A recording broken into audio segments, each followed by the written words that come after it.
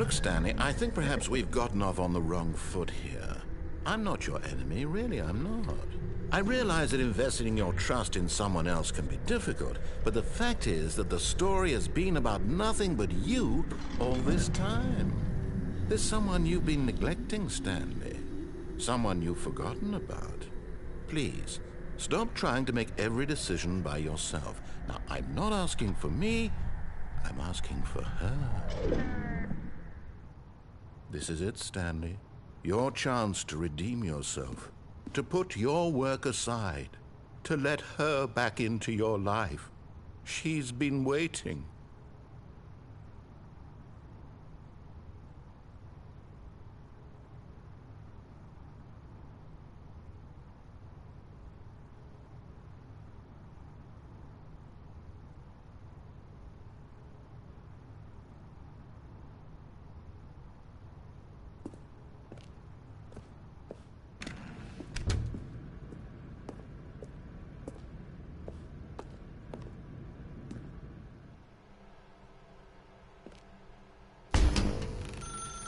That's her, Stanley.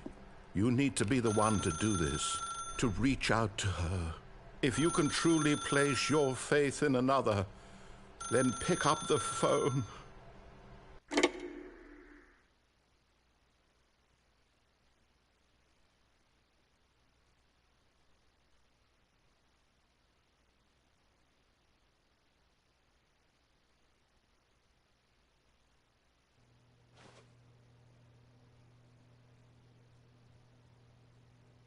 Stanley, is that you? Hold on, sweetie. Sorry to keep you waiting. I'm just pulling the bread out of the oven. All right. Okay, there we go. All right, now, I want you to come in and tell me all about your day. Gotcha. Oh, come on. Did you actually think you had a loving wife who'd want to commit their life to you? I'm trying to make a point here, Stanley. I'm trying to get you to see something. Come inside. Let me show you what's really going on here. Sorry, but you're in my story now.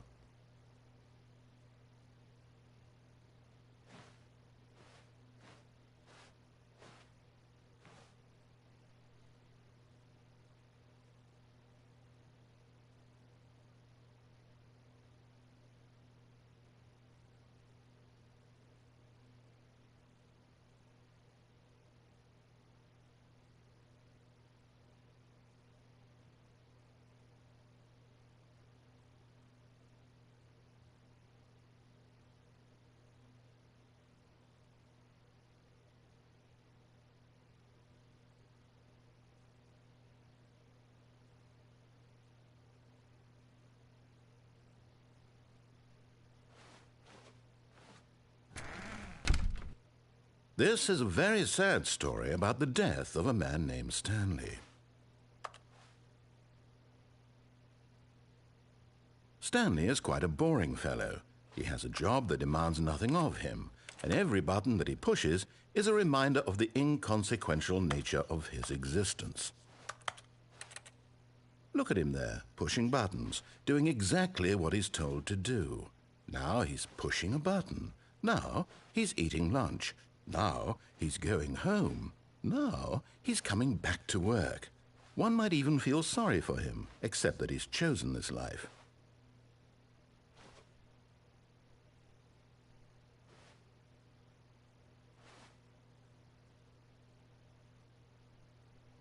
But in his mind, in his mind he can go on fantastic adventures. From behind his desk, Stanley dreamed of wild expeditions into the unknown. Fantastic discoveries of new lands. It was wonderful. And each day that he returned to work was a reminder that none of it would ever happen to him. And so he began to fantasize about his own job. First, he imagined that one day while at work, he stepped up from his desk to realize that all of his co-workers, his boss, everyone in the building had suddenly vanished off the face of the earth. The thought excited him terribly. So he went further. He imagined that he came to 2 open doors and that he could go through either. At last, choice. It barely even mattered what lay behind each door. The mere thought that his decisions would mean something was almost too wonderful to behold. As he wandered through this fantasy world, he began to fill it with many possible paths and destinations. Down one path lay an enormous round room with monitors and mind controls. And down another was a yellow line that weaved in many directions. And down another was a game with a baby. And he called it the Stanley Parable. It was such a wonderful fantasy, and so in his head he relived it again, and then again, and again, over and over, wishing beyond hope that it would never end, that he might always feel this free. Surely there's an answer down some new path, mustn't there be? Perhaps if he played just one more time. But there is no answer. How could there possibly be? In reality, all he's doing is pushing the same buttons he always has. Nothing has changed. The longer he spends here, the more invested he gets, the more he forgets which life is the real one. And I'm trying to tell him this, that in this world he can never be anything but an observer, that as long as he remains here, he's slowly killing himself. But he won't listen to me. He won't stop. Here, watch this. Stanley, the next time the screen asks you to push a button, do not do it. You see? Can he just not hear me? How can I tell him in a way that he'll understand that every second he remains here, he's electing to kill himself? How can I get him to see what I see? How can I make him look at himself?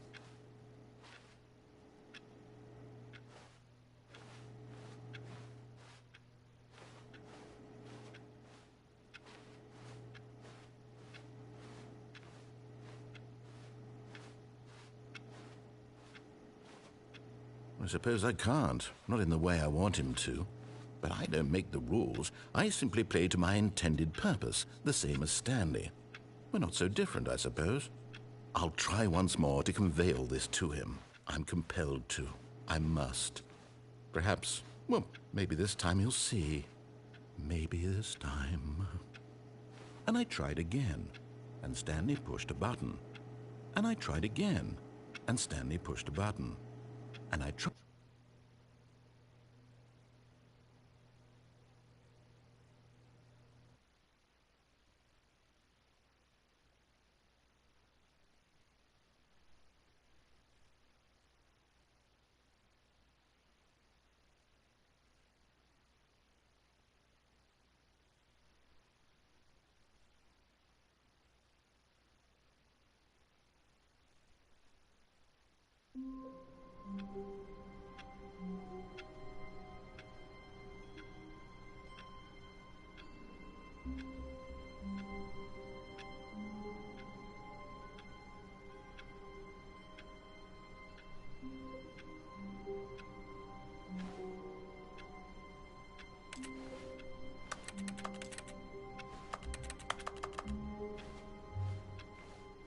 All of his co-workers were gone. What could it mean? Stanley decided to go to the meeting room. Perhaps he had simply missed a memo.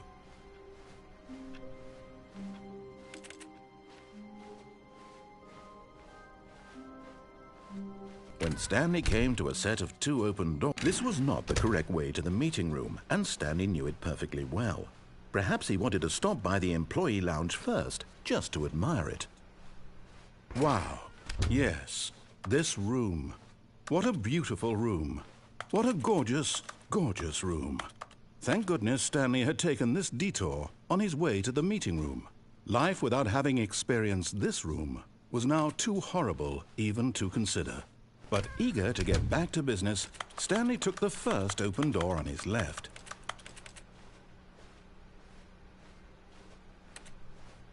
Stanley was so bad at following directions, it's incredible he wasn't fired years ago. Look, Stanley, I think perhaps we've gotten off on the wrong foot here. I'm not your enemy, really, I'm not. But in his eagerness to prove that he is in control of the story and no one gets to tell him what to do, Stanley leapt from the platform and plunged to his death. Good job, Stanley. Everyone thinks you are very powerful.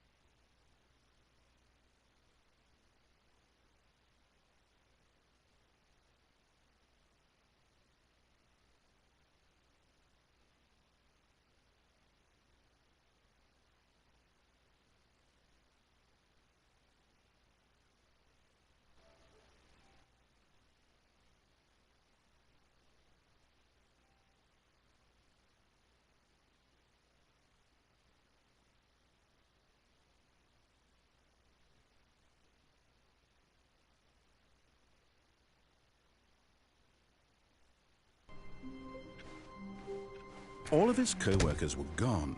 What could it mean? Stanley decided to go to the meeting room. Perhaps he had simply missed a memo.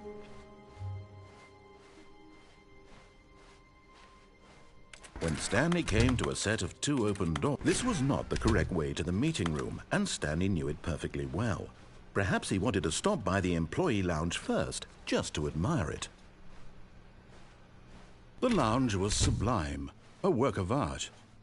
But eager to get back to business, Stanley took the first open door on his left.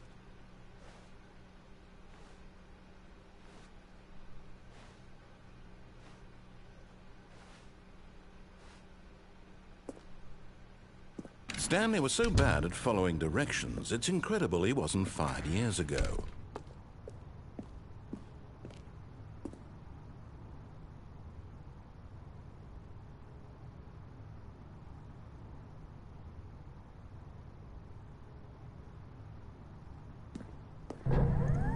Look, Stanley, I think perhaps we've gotten off on the wrong foot here.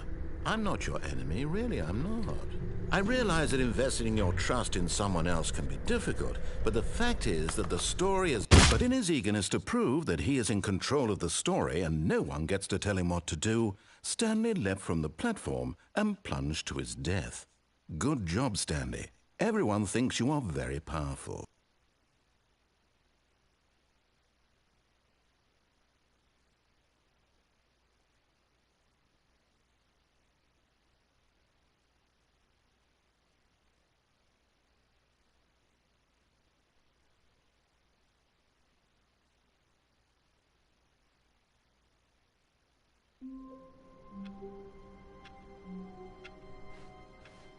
All of his co-workers were gone.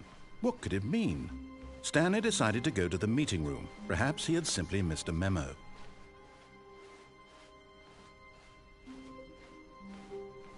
When Stanley came to a set of 2 open doors, he entered the door on his left.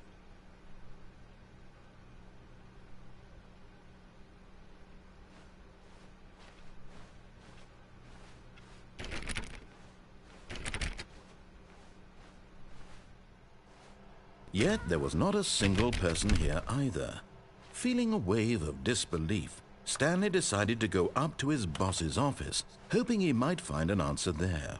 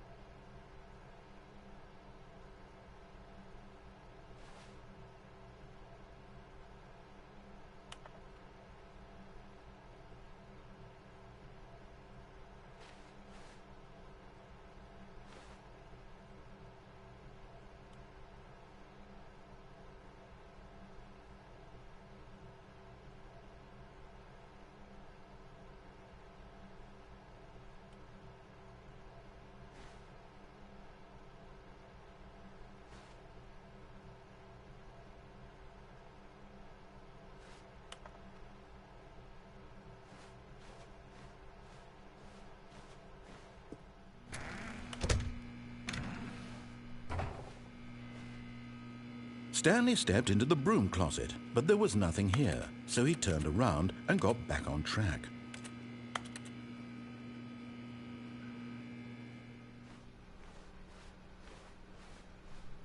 Coming to a staircase, Stanley walked upstairs to his boss's office.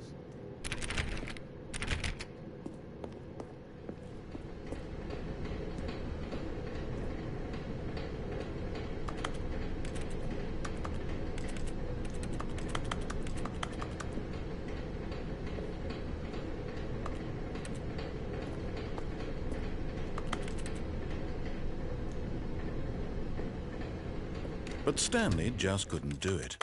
He considered the possibility of facing his boss, admitting he had left his post during work hours. He might be fired for that.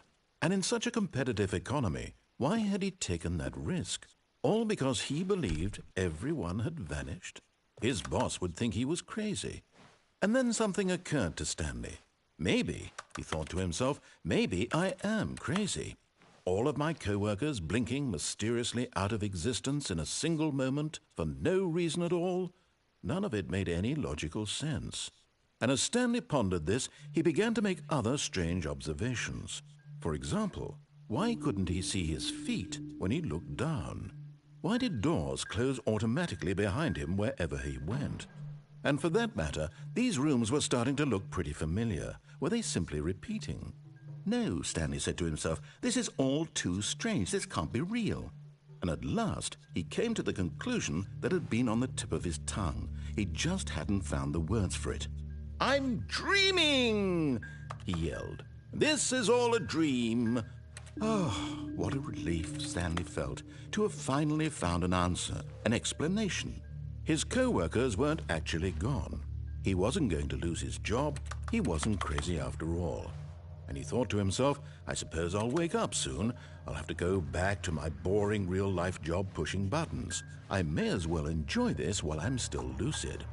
So he imagined himself flying and began to gently float above the ground. Then he imagined himself soaring through space on a magical starfield, and it too appeared. It was so much fun, and Stanley marveled that he had still not woken up. How was he remaining so lucid? And then perhaps the strangest question of them all entered Stanley's head. One he was amazed he hadn't asked himself sooner. Why is there a voice in my head dictating everything that I'm doing and thinking? Now the voice was describing itself being considered by Stanley, who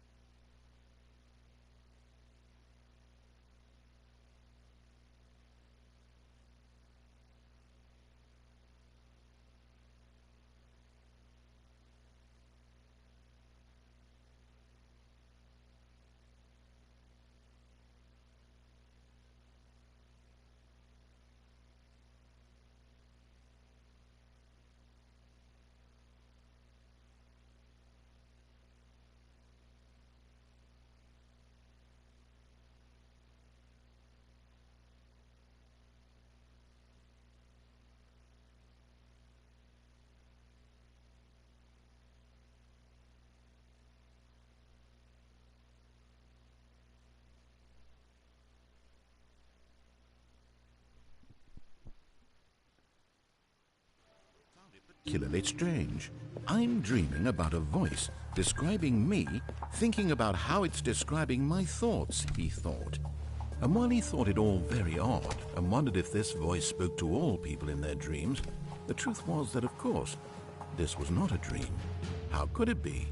Was Stanley simply deceiving himself, believing that if he's asleep, he doesn't have to take responsibility for himself? Stanley is as awake right now as he's ever been in his life. Now, hearing the voice speak these words was quite a shock to Stanley. After all, he knew for certain, beyond a doubt, that this was in fact a dream. Did the voice not see him float and make the magical stars just a moment ago? How else would the voice explain all that? This voice was a part of himself too. Surely, if he could just... He would prove it. He would prove that he was in control, that this was a dream.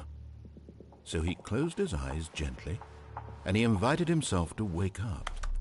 He felt the cool weight of the blanket on his skin, the press of the mattress on his back, the fresh air of a world outside this one. Let me wake up, he thought to himself. I'm through with this dream. I wish it to be over. Let me go back to my job. Let me continue pushing the buttons. Please, it's all I want. I want my apartment, and my wife, and my job. All I want is my life exactly the way it's always been. My life is normal. I am normal. Everything will be fine. I am okay.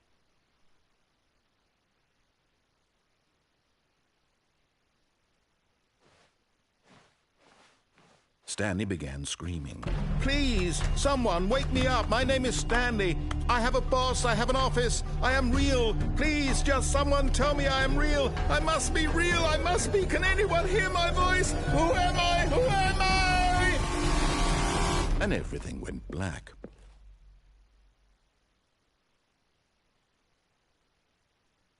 This is the story of a woman named Mariella. Mariella woke up on a day like any other.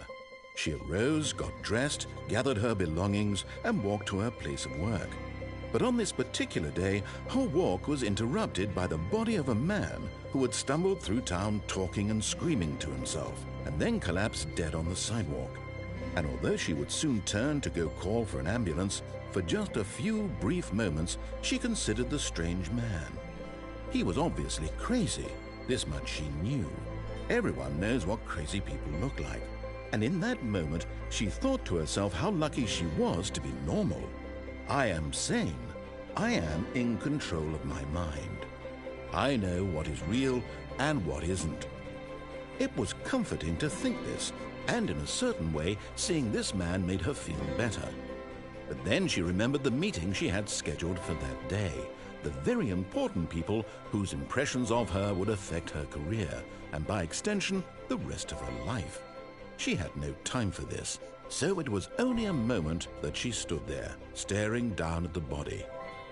And then she turned and ran.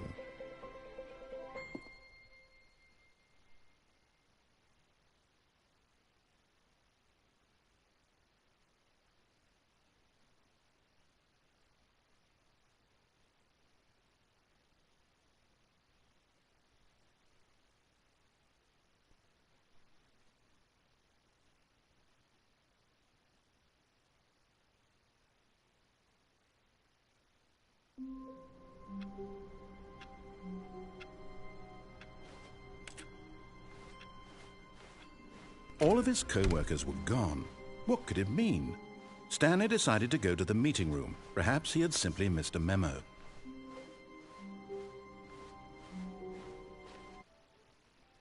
When Stanley came to a set of 2 open doors, he entered the door on his left.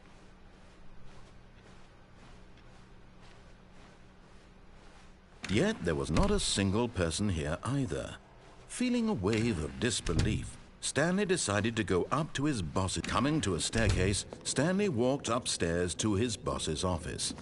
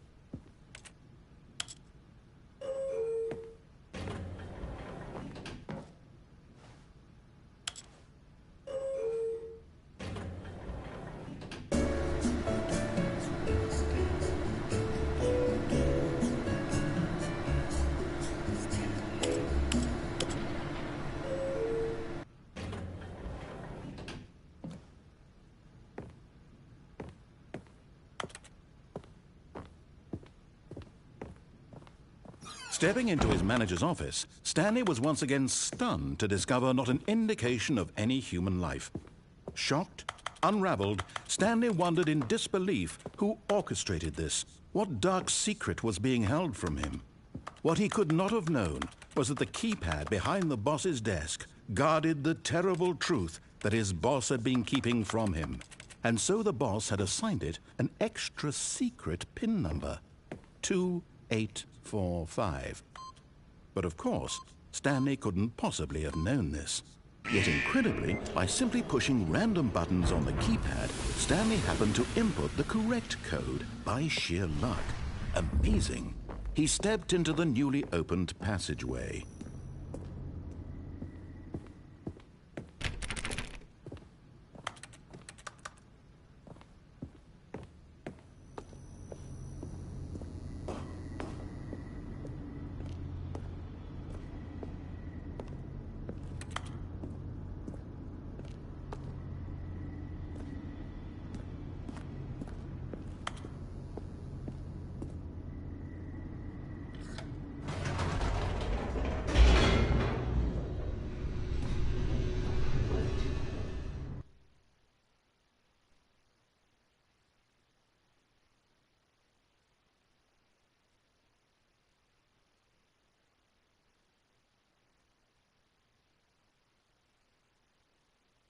Descending deeper into the building, Stanley realized he felt a bit peculiar. It was a stirring of emotion in his chest, as though he felt more free to think for himself, to question the nature of his job. Why did he feel this now, when for years it had never occurred to him? This question would not go unanswered for long.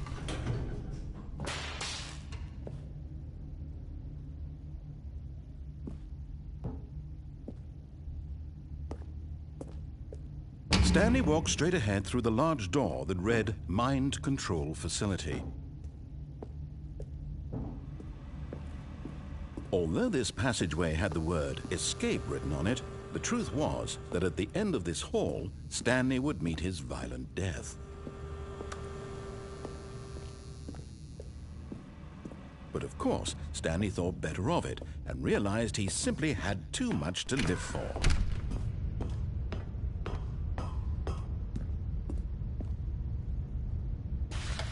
The lights rose on an enormous room packed with television screens. What horrible secret did this place hold? Stanley thought to himself.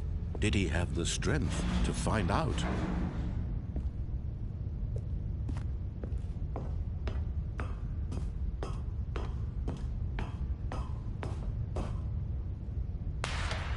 Now the monitors jumped to life, their true nature revealed. Each bore the number of an employee in the building. Stanley's co-workers, the lives of so many individuals reduced to images on a screen, and Stanley, one of them, eternally monitored in this place where freedom meant nothing.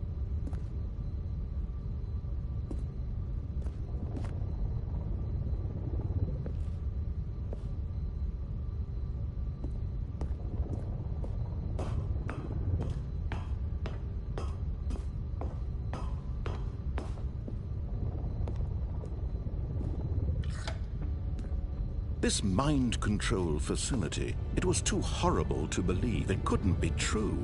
Had Stanley really been under someone's control all this time? Was this the only reason he was happy with his boring job? That his emotions had been manipulated to accept it blindly?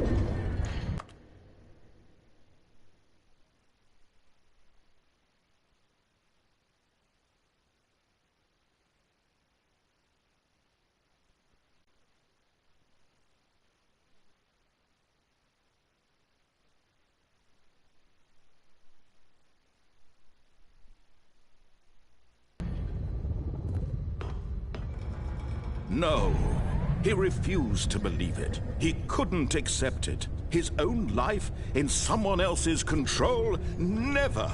It was unthinkable, wasn't it? Was it even possible? Had he truly spent his entire life utterly blind to the world? But here was the proof, the heart of the operation. Controls labeled with emotions, happy or sad, or content. Walking, eating, working, all of it monitored and commanded from this very place. And as the cold reality of his past began to sink in, Stanley decided that this machinery would never again exert its terrible power over another human life. For he would dismantle the controls once and for all.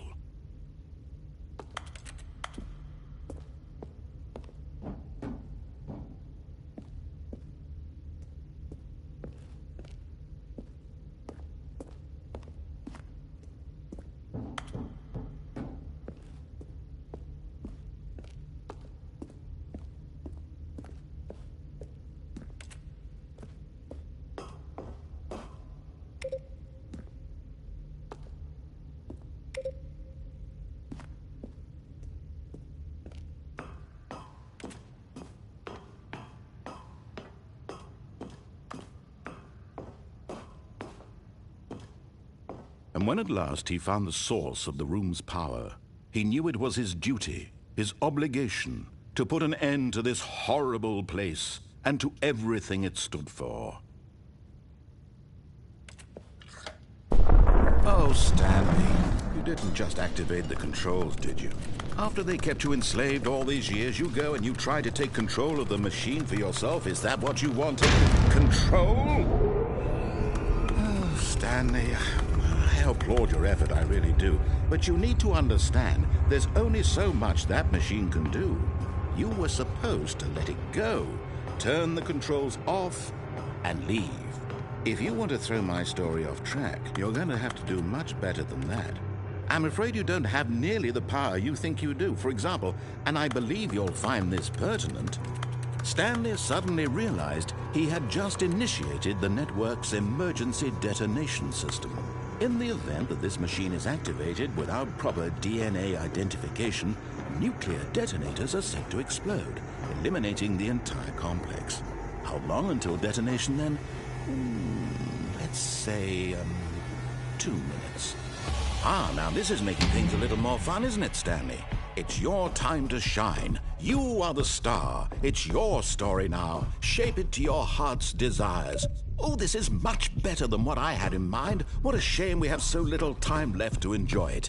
Mere moments until the bomb goes off. But what precious moments each one of them is.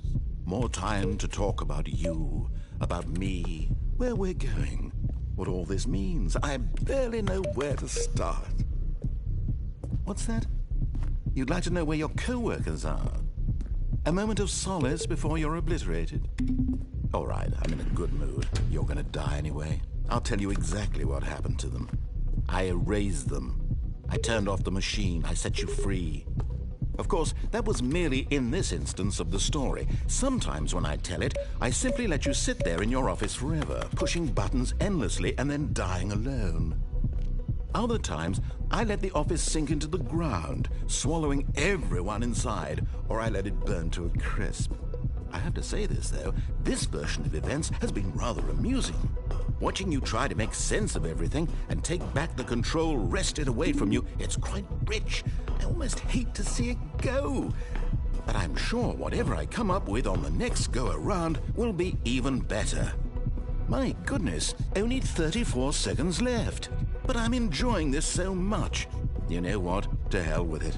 I'm going to put some extra time on the clock. Why not? These are precious additional seconds, Stanley. Time doesn't grow on trees. Oh dear me, what's the matter, Stanley? Is it that you have no idea where you're going or what you're supposed to be doing right now? Or did you just assume when you saw that timer that something in this room was capable of turning it off? I mean, look at you. Running from button to button, screen to screen, clicking on every little thing in this room. These numbered buttons, no, these colored ones. Or maybe this big red button, or this door. Everything, anything, something here will save me. Why would you think that, Stanley? That this video game can be beaten? Won? Solved? Do you have any idea what your purpose in this place is? Stanley, you're in for quite a disappointment. But here's a spoiler for you. That timer isn't a catalyst to keep the action moving along. It's just seconds ticking away to your death. You're only still playing instead of watching a cutscene because I want to watch you for every moment that you're powerless, to see you made humble. This is not a challenge, it's a tragedy. You wanted to control this world, that's fine. But I'm going to destroy it first, so you can't. Take a look at the clock, Stanley. That's 30 seconds you have left to struggle. 30 seconds until a big boom and then nothing. No ending here, just you being blown to pieces.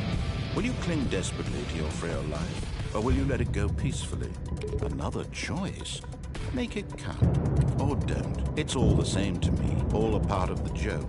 And believe me, I will be laughing at every second of your inevitable life from the moment we fade in until the moment I say, happily ever after.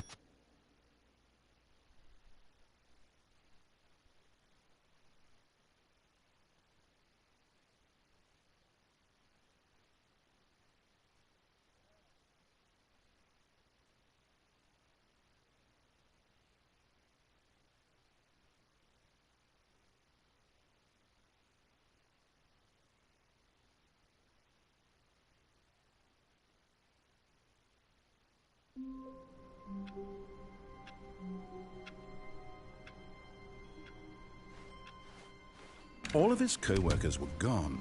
What could it mean? Stanley decided to go to the meeting room. Perhaps he had simply missed a memo.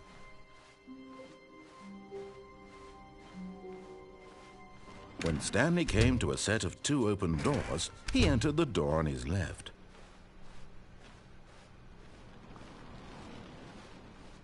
Yet there was not a single person here either. Feeling a wave of disbelief, Stanley decided to go up to his boss's office, hoping he... Coming to a staircase, Stanley walked upstairs to his boss's office.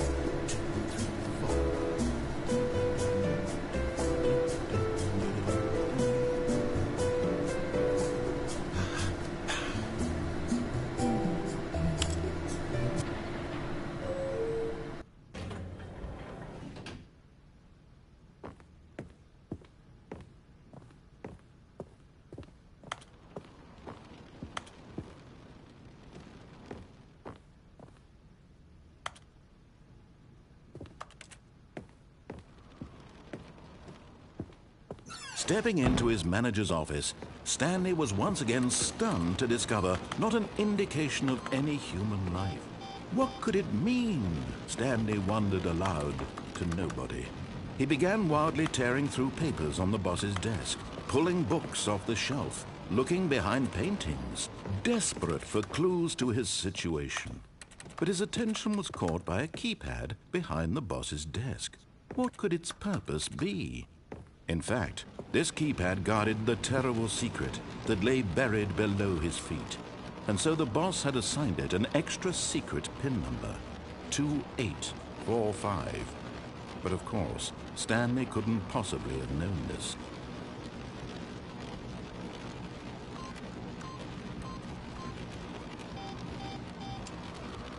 Stanley just sat around twiddling his thumbs. Trying to input anything on the device was useless, since he could never possibly know that the combination was 2845.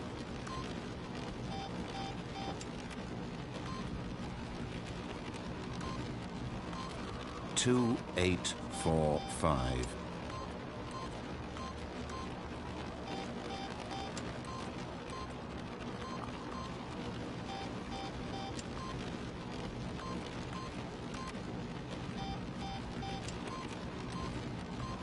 forgot, but it turns out that the panel's emergency override kicked in, and the door just opened all by itself, and Stanley got the hell along with the story. Well, whoop-de-doo.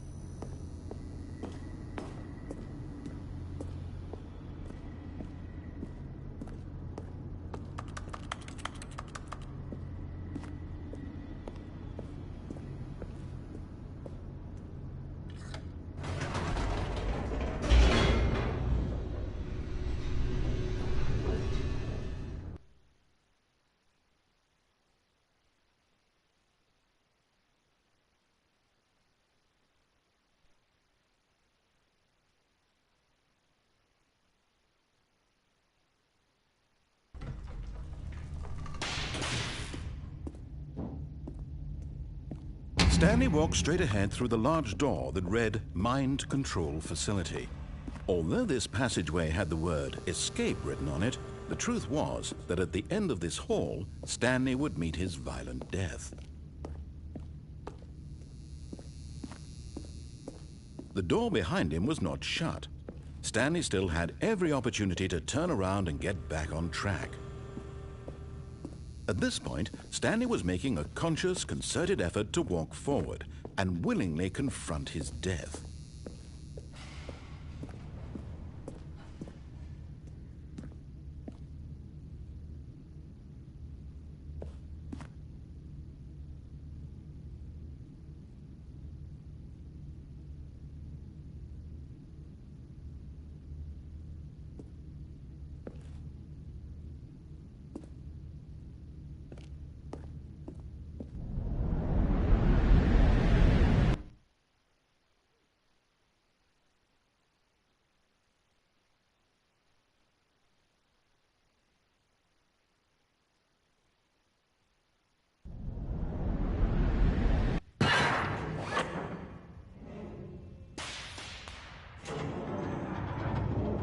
As the machine whirred into motion and Stanley was inched closer and closer to his demise, he reflected that his life had been of no consequence whatsoever. Stanley can't see the bigger picture. He doesn't know the real story, trapped forever in his narrow vision of what this world is. Perhaps his death was of no great loss, like plucking the eyeballs from a blind man. And so he resigned and willingly accepted this violent end to his brief and shallow life. Farewell, Stanley.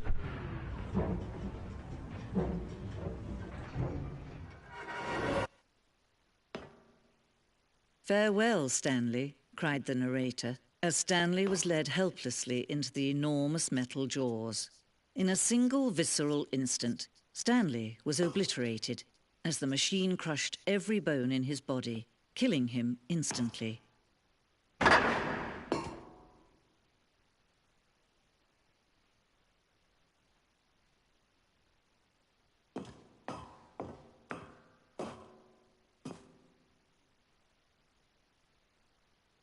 And yet it would be just a few minutes before Stanley would restart the game, back in his office, as alive as ever. What exactly did the narrator think he was going to accomplish?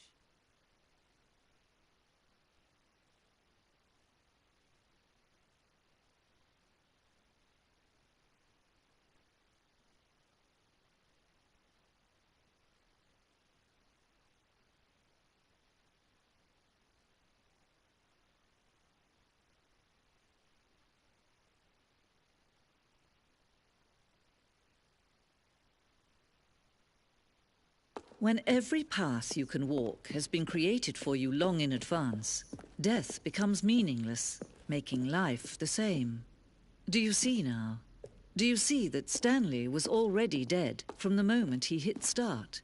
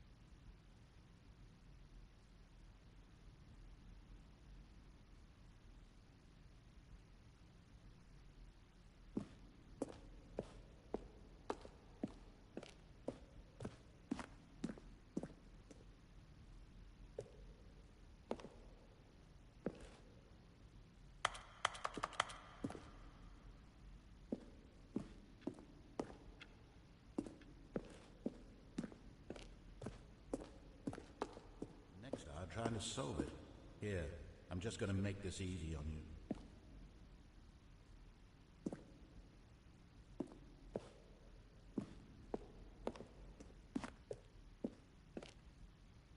Then he pushed the number 4.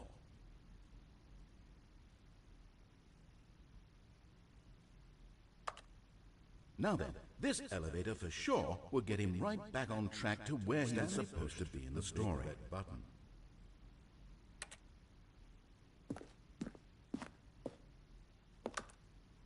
Stanley pushed.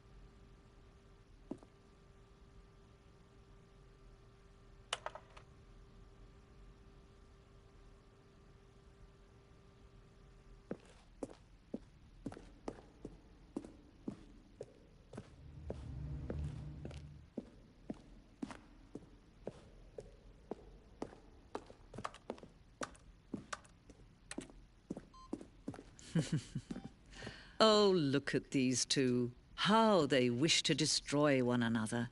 How they wish to control one another. How they both wish to be free.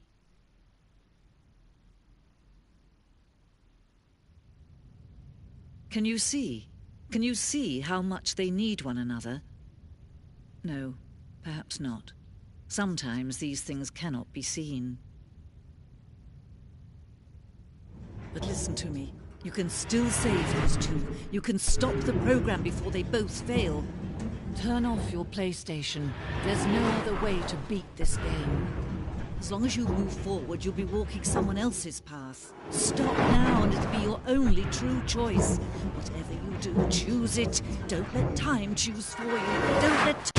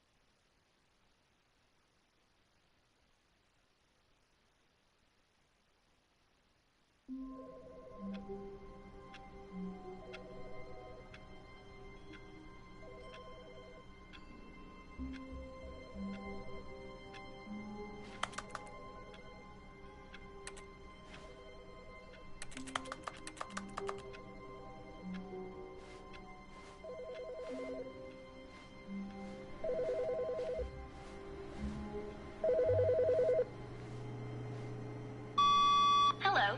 This is a recorded message scheduled either by you or a person in your place of work. The purpose of this message is to warn you about the dangers of recorded messages. If at any time you believe you are listening to a recorded message, please terminate it immediately and cease all flow of information from the recorded message into your perceptual sphere. Thank you, and have a pleasant day.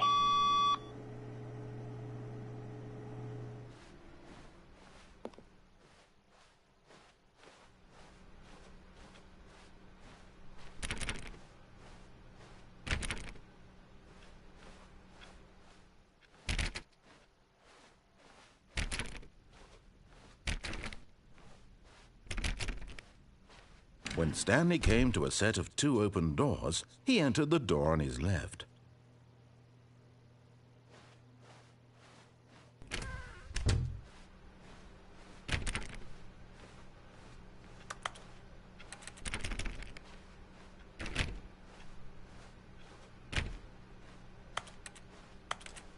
Yet there was not a single person here either. Feeling a wave of disbelief, Stanley decided to go up to his boss's office, hoping he might find an answer there.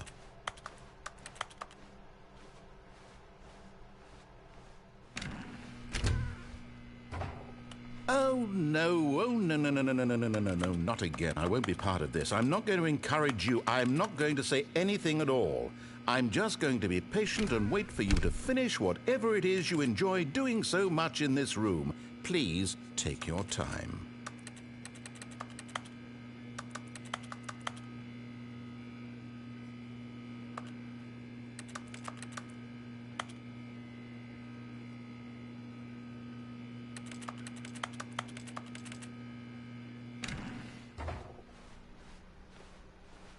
Coming to a staircase, Stanley walked upstairs to his boss's office.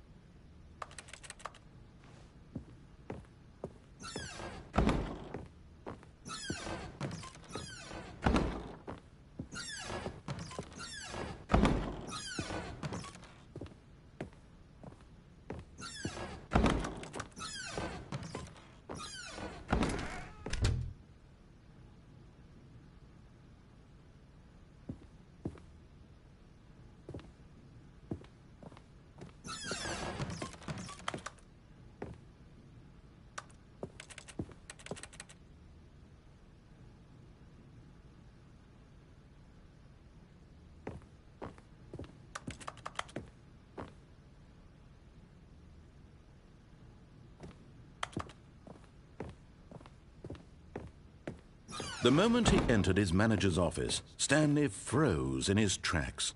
Not a living soul anywhere. Could he really be all alone? Stanley was in such a rush to get through the story as quickly as possible, he didn't even have a single minute to just let the narrator talk. That kind of anxiety isn't healthy, so he relaxed for a few moments with some calming New Age music.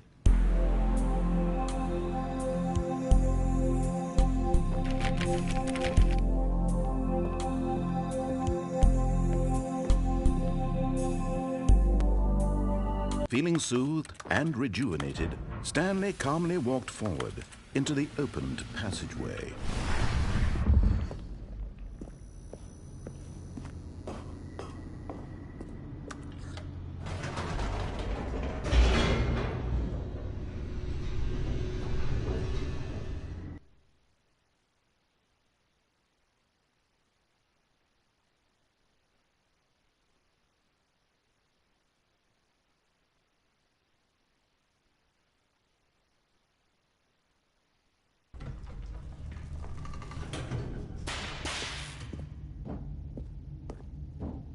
Stanley walked straight ahead through the large door that read Mind Control Facility.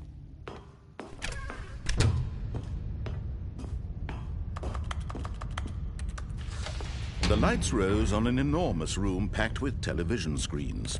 What horrible secret did this place hold? Stanley thought to himself. Did he have the strength to find out?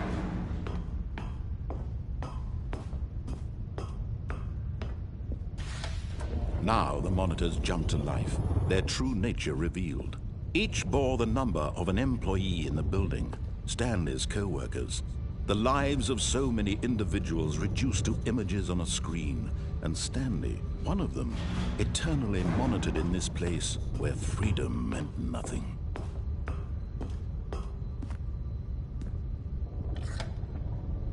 This mind control facility, it was too horrible to believe. It couldn't be true. Had Stanley really been under someone's control all this time? Was this the only reason he was happy with his boring job? That his emotions had been manipulated to accept it blindly? No, he refused to believe it. He couldn't accept it. His own life in someone else's control? Never! It was unthinkable. Wasn't it? Was it even possible? Had he truly spent his entire life utterly blind to the world? But here was the proof. The heart of the operation. Controls labeled with emotions. Happy, or sad, or content. Walking, eating, working. All of it monitored and commanded from this very place. And as the cold reality of his past began to sink in, Stanley decided that